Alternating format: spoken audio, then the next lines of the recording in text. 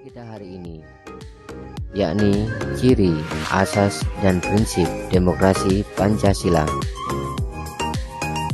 Negara Indonesia merupakan negara demokrasi. Pemerintahannya dikendalikan oleh rakyat. Demokrasi yang dianut di Indonesia adalah demokrasi perwakilan berdasarkan hikmat kebijaksanaan. Oleh sebab itu, demokrasi di Indonesia disebut demokrasi Pancasila.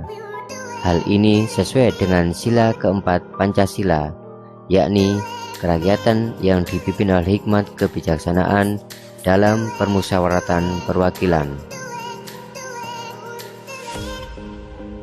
Apa ciri, asas, dan prinsip demokrasi Pancasila itu? Pertama, kekeluargaan dan kegotong royongan.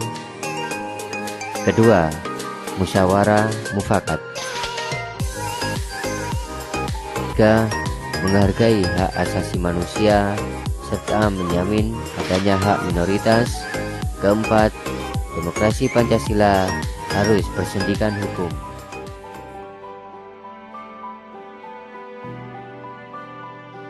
Assalamualaikum warahmatullahi wabarakatuh.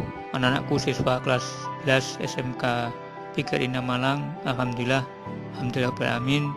Kita bertemu lagi dalam belajar online. Kita melanjutkan materi minggu yang lalu.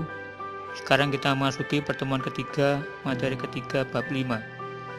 Kita masih membicarakan tentang sistem dan dinamika demokrasi Pancasila sesuai dengan Undang-Undang Dasar Republik Indonesia tahun 1945.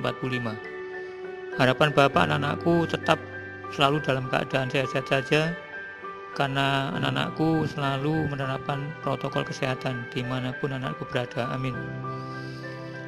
Anak-anakku, seperti biasa sebelum belajar dimulai, malah kita bersama wajib berdoa sesuai dengan agama dan keyakinan kita masing-masing, agar ilmu yang kita pelajari bermanfaat bagi masa depan anak-anakku semua.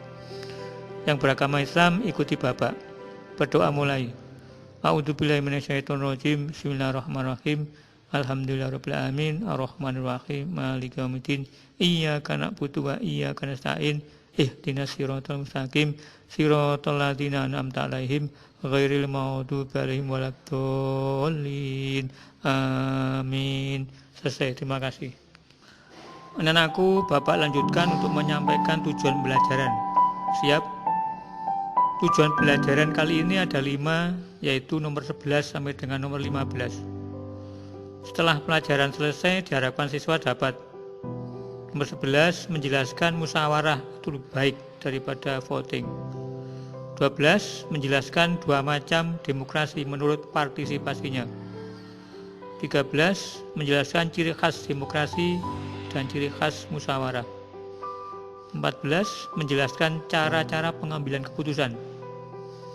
15 membedakan pengertian voting terbuka dan voting tertutup. Anak-anakku, Bapak jelaskan satu persatu tujuan pembelajaran di atas. Siap? 11. Musyawarah itu lebih baik daripada voting. Karena musyawarah itu bertujuan untuk mencapai kesepakatan dalam perbedaan pendapat dan dilakukan secara berembuk.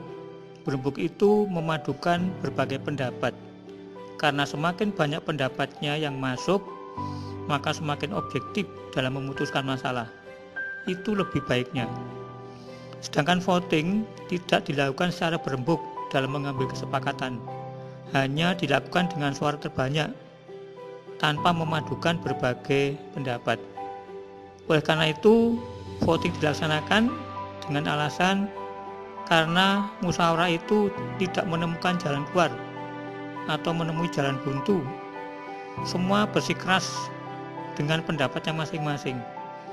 Padahal musyawarah itu harus membuat keputusan. 12. 2 macam demokrasi menurut partisipasinya, yaitu demokrasi langsung, artinya dalam memberikan suaranya tidak diwakilkan. Sedangkan demokrasi tidak langsung, artinya dalam memberikan suaranya diwakilkan kepada lembaga-lembaga perwakilan, yaitu DPR, Dewan Perwakilan Rakyat. 13. Ciri khas demokrasi dan ciri khas musyawarah. Ciri khas demokrasi adalah musyawarah. Artinya dalam mengambil kesepakatan dilakukan secara bersama-sama atau berembuk. Sedangkan ciri khasnya musyawarah adalah kesepakatan. Harus diadanya kesepakatan dalam musyawarah itu, tidak boleh tidak atau tanpa hasil. 14. Cara mengambil keputusan. 1. Melalui musyawarah, yaitu cara pengambilan keputusan dengan dibicarakan bersama-sama atau berembuk untuk mencapai suatu kesepakatan. 2. Melalui voting, yaitu cara pengambilan keputusan tanpa dibicarakan secara bersama-sama atau berembuk hanya dengan suara terbanyak. 15. Pengertian voting terbuka dan voting tertutup. 1. Pengertian voting terbuka, yaitu pengambilan keputusan dilakukan di suatu ruangan tertentu secara bersama-sama tanpa dibicarakan alasannya, dan orang lain mengetahui pemilihnya. Ini bersifat terbuka atau dengan kata lain aklamasi. Contoh, memilih ketua kelas hanya dengan mengacungkan tangan dan orang lain tahu siapa yang memilihnya. 2. Pengertian voting tertutup, yaitu pengambilan keputusan dilakukan di suatu ruangan tidak dengan mengacungkan tangan, tetapi dengan menggunakan selembar kertas, sehingga orang lain tidak mengetahui siapa yang memilih. Dan voting tertutup ini sering digunakan orang sampai dengan sekarang ini, karena terjamin kerahasiaannya. Contoh, memilih ketua kelas dengan cara menulis pada selembar kertas, kemudian dilipat, diserahkan kepada panitia, kemudian dihitung, maka muncullah pilihannya. Anak-anakku, selanjutnya yang terakhir Bapak beritahu tugas siswa. Untuk memantapkan dan memahami materi ketiga bab 5, maka kerjakan tugas wajib siswa yang ada di tayangan PowerPoint Bapak, yaitu selesaikan 2 tugas, terdiri dari tugas 3A dan tugas 3B, dengan sisa waktu yang ada pada jam pelajaran hari ini. Dan jangan lupa tiap lembar, Bapak ulang, jangan lupa tiap lembar ditulis identitas lengkap di sudut kanan atas, nomor absen, nama, dan kelas, karena selama ini masih banyak yang tidak ditulis. Demikian anak-anakku, selamat mengerjakan. Semoga Allah Tuhan Yang Maha Kuasa selalu memberikan kemudahan dan kesehatan pada anak-anakku keluarga. Amin. SMK bisa, anak-anakku juga pasti bisa. Wassalamualaikum warahmatullahi wabarakatuh.